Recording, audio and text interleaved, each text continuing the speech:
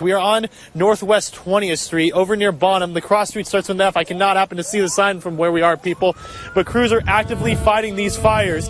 And we're going to try to stay with you and bring you as much information as we can. But we may get moved because as we are standing here, the smoke is getting thicker and it's getting more black. We're here along the frontage road on I-27 North. And you can see behind me the traffic is at a crawling pace this morning after a tractor trailer carrying cattle caught fire. You can see that behind me, all charred that back in there. We're talking about the recall of fire extinguisher by Kidda. This is one right here. This is model 1A10BC, one of the more than 100 on the list of ones that are currently being recalled. We're here along the I-40 eastbound frontage road where we had a house fire this morning, and I'm being joined by Amarillo Fire Captain Larry Davis. So tell me a little bit about the fire, Larry. We had one house that was on fire and infringed on another one, correct?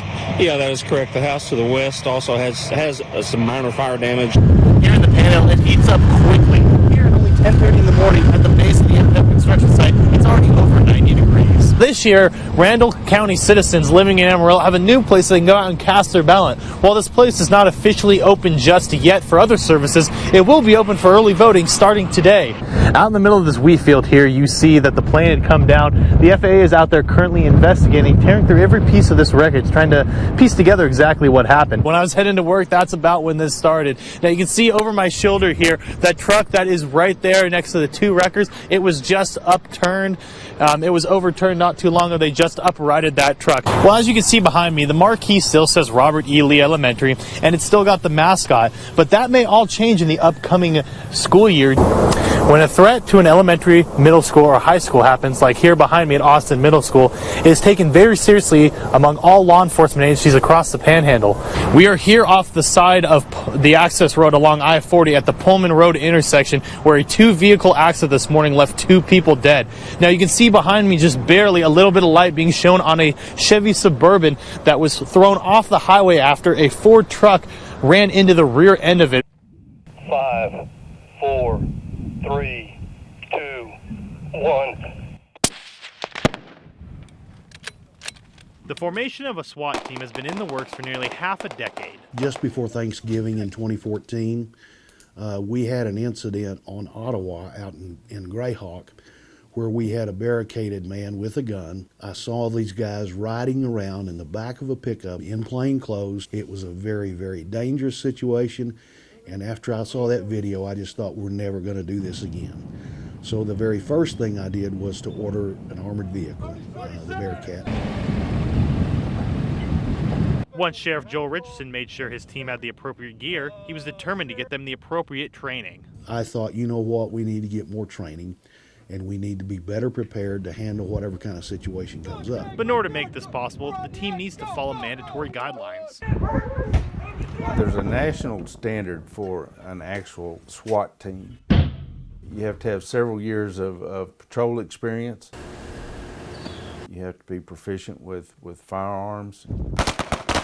You have to be physically fit. You have to be physically skilled. Training is made up of multiple segments. Each day the team has a 1-hour workout session starting at 6 in the morning. During this time they not only work on strength, but also critical in the field hand-to-hand skills. This is what we have to do. This is part of this machine that has to happen in order for us to be at that level where we want to be at. Along with the tactical training, some members of the SWAT team are also medically certified.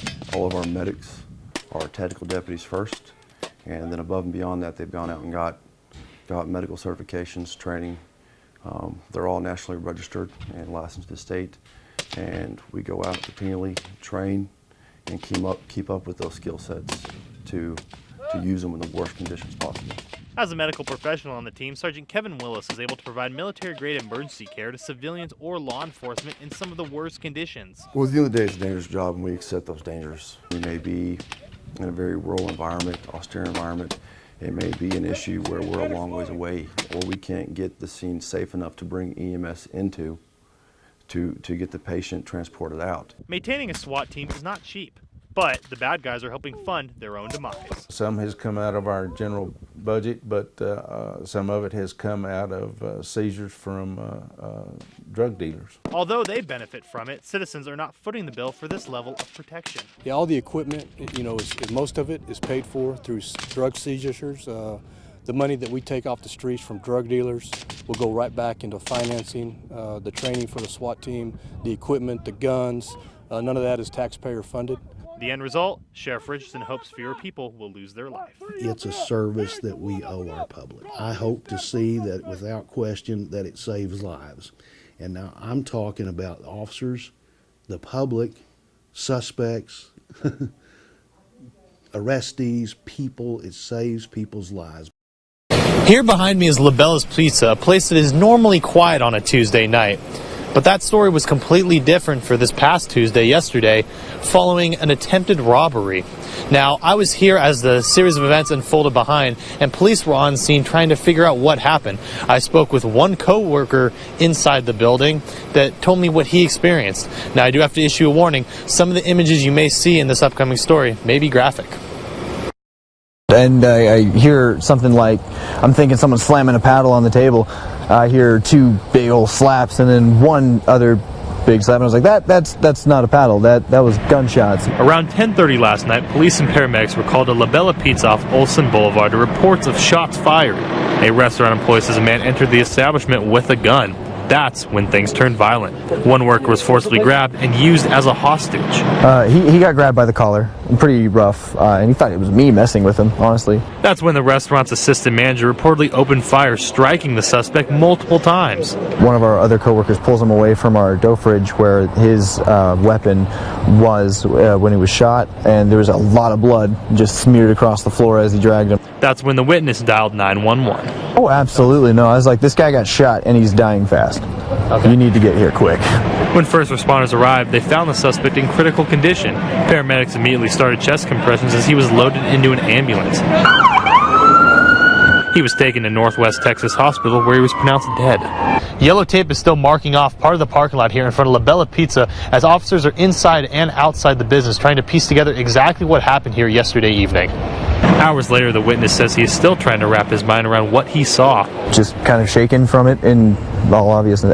Anyone would be. I'm still shaking at this point. The witness says this incident should stand as a warning to anyone else who plans to commit a crime. It's not a good idea to rob a local store, especially in Texas. Like I said, don't mess with Texas. The investigation is currently ongoing and many details are being left out at this hour due to special circumstances surrounding the case and anybody else who may be involved in it.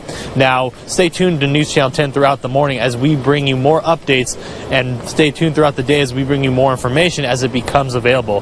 For now, reporting live off Western, Mike Makie, News Channel 10.